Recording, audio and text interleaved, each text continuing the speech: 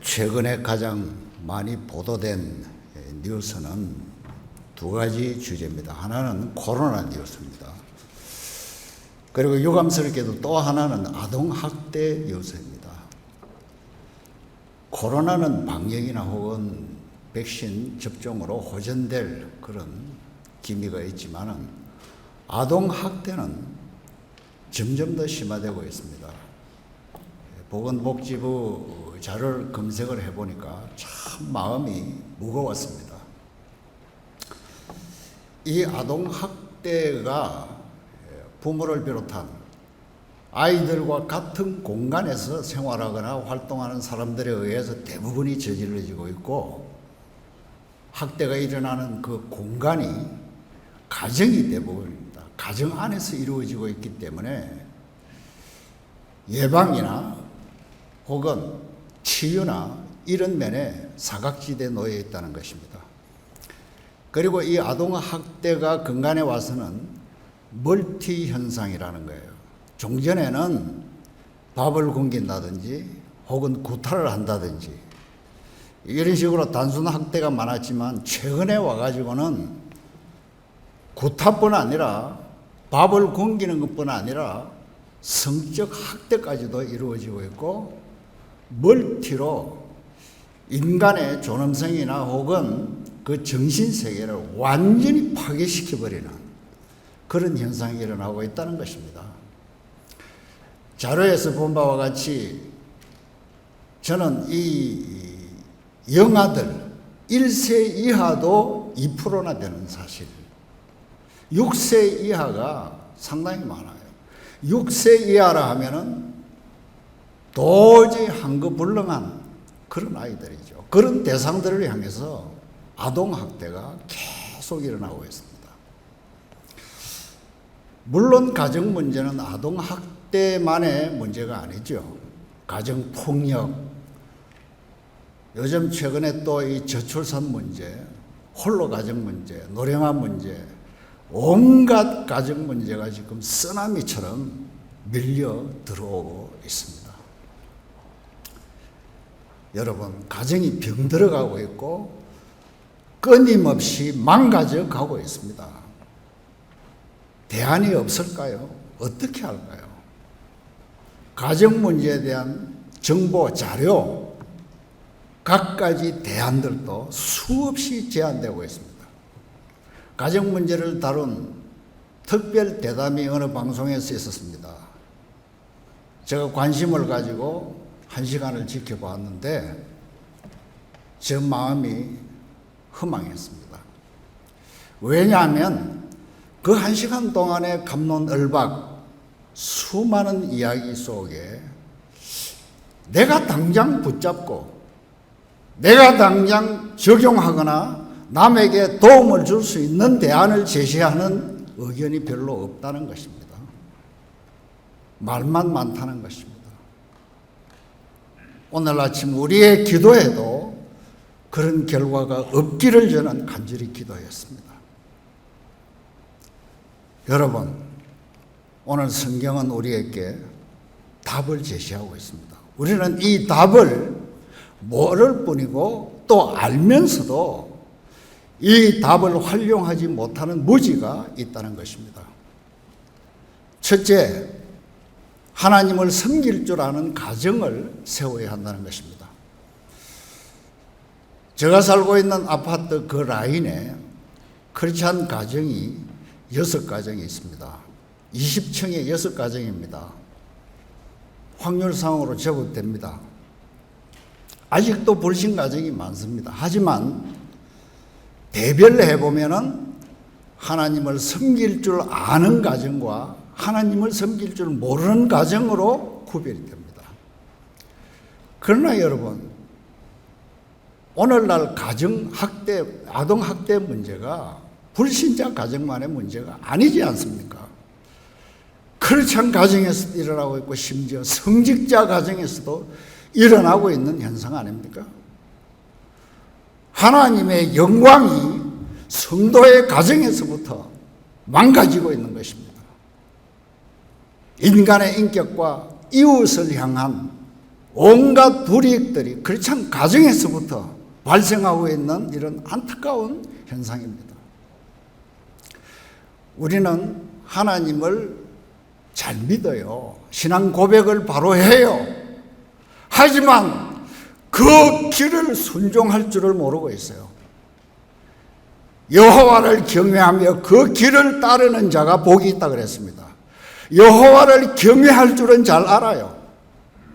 오늘 여기 오신 우리들도 하나님을 저주하고 사는 사람은 아무도 없습니다. 하나님 경외합니다. 사랑합니다. 그런데 살아가는 모습을 보면 하나님의 말씀을 따라가지 못하고 있는 현상들이 너무 많습니다. 하나님을 섬길 줄 알아야 되지 믿기만 하고 있으면 안 된다는 거예요. 그 다음 두 번째는 네 손이 수고한 대로 먹어야 된다. 이 말씀을 깊이 묵상해 보니까 대단히 함축된 의미가 크다고 봅니다. 여러분, 수고한 대로 먹는 것은 정의로움입니다. 공정함입니다. 질서입니다. 제가 크리스찬 사업가 집사님과 개업 예배를 마치고 식사하는 중에 사담 중에 들은 말이 참 제 마음에 충격도 됐지만 상처도 되고 잊어지지가 않는 두 마디 말이 있어요. 물론 세 사람이 앉은 사석이지만 그분이 이런 말합니다. 목사님, 요즘 돈을 벌려면은 필수적인 수단이 두 가지가 있는데 그걸 습득을 해야 됩니다. 그걸 습득 못하면 이 시대에 돈을 잘 못 법니다. 그 두 가지가 뭐냐 하니까 첫째는 정보를 사야 된대요. 이 정보를 얻는다는 것은 기회를 얻는다 그 말하고 같아요. 그러니까 정보를 사야 된다. 기회를 사야 된다. 여러분, 그 정보를 사는데 정의로움이 있을까요? 아닙니다. 공정성이 있을까요? 아닙니다. 거기에 불공정과 불의와 불법이 판을 치고 있는 현장이에요. 그걸 동원해서라도 정보를 얻어야 된다는 겁니다. 오늘 이 시대는 정보화 시대 아닙니까? 좋은 정보를 얻으면 그것이 기회고 그것이 성공의 길이에요. 사업가들이 그렇게 돈을 벌지 않고는 안 된다는 이야기입니다. 그 다음 또 하나는 탈세 기법을 터득해야 된대요. 여러분, 이게 목사를 앉혀놓고 크리스찬 집사가 자랑 삼아 하는 이야기예요. 이게 오늘 크리스찬들의 자화상입니다. 여러분, 돈 벌었다는 크리스찬들의 그 소유가 진정으로 정의롭고 공정하고 하나님 보시기에 수고한 대로 얻은 소유일까요? 오늘 우리가 누리고 있는 소유, 명예, 지위, 오늘 우리가 갖고 있는 이 모든 것들도 얼마나 거기에 정의롭고 얼마나 공정하고 얼마나 하나님 보시기에 정당한가요? 정말 내가 수고한 대로 얻은 것입니까? 수고한 대로 얻는 것은 아무리 많이 얻어도 그건 정의로움입니다. 그런데 오늘 우리는 기도부터 수고한 대로 얻는 기도를 하지 않아요. 수고는 빼버리고 얻겠다고 하는 기도만 범람하고 있는 현실 아닐까요? 가정에 이 가치관이 확립이 되어야 됩니다. 그 다음 세 번째, 축복의 대물림이 이어지는 가정이 되어야 됩니다. 네 자손의 자손을 볼지어다. 하나님의 언약은 한 건도 우리 당대만을 위한 언약이 없습니다. 십계명부터 하나님의 언약은 우리의 자손 만대까지 포함하고 있습니다. 아브라함에게 주신 하나님의 언약, 자손에게도 포함되어 있습니다. 네 자손을 번성케 하리라. 오늘 크리스찬 가정이 축복의 대물림 가정으로 세워져야 됩니다. 제가 3개월 전 정인이 묘소를 찾아간 적이 있습니다. 일행 4사람과 갔는데 그날도 10여 명의 방문객들이 있었습니다. 그런데 놀라운 것은 그 수목원에 와가지고 하루 온종일 있는 사람도 있고 몇 시간 있는 사람도 있고, 우리가 가서 그때도 몇 사람은 저 사람들이 오전부터 와가지고 오후까지 있다는 거예요. 수목원 원장님과 차를 나누면서 이야기를 들었는데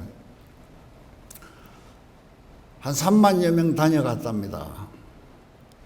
지금도 계속 오고 있어요. 그런데 거기 방문하는 사람 중에 대다수가 나이가 들었던 어른이 됐던 간에 대다수가 학대 경험이 있는 사람들이 왔다는 거예요. 학대 경험이 있는 사람. 그러니까 아직도 어른이 되었지만 아동학대 상처가 그대로 안고 있는 거예요. 이걸 해소하기 위한 돌출구로 거기 와서 눈물을 뿌리면서 시간을 보내고 있다는 것입니다. 그런데 더 놀라운 것은 정인이 사건의 그 당사자의 어머니도 다녀갔다는 겁니다. 그런데 그 어머니가 원장을 꼭 좀 만난다 해가지고 만났대요. 이야기를 하는 중에 그 어머니의 어머니도 학대 상처를 안고 있더라는 거예요. 여러분, 어떻게 해야 할까요? 오늘 우리 교회의 역할이 뭘까요? 크리스찬 개인의 역할이 뭘까요? 어떻게 해야 될까요? 축복의 대물림이 되어야 될 크리스찬 가정이 이렇게 학대의 대물림이 되어가지고야 어떻게 하나님의 영광이 드러나고 어떻게 복음의 능력이 나타날 수가 있겠는가? 오늘 아침 우리는 다시 한번 가정 회복을 위한 교회적 사명, 그리고 교회 지도자의 사명, 한 사람의 크리스찬의 사명을 새롭게 새겨보고 회복하고 다짐하는 시간이 되기를 바랍니다.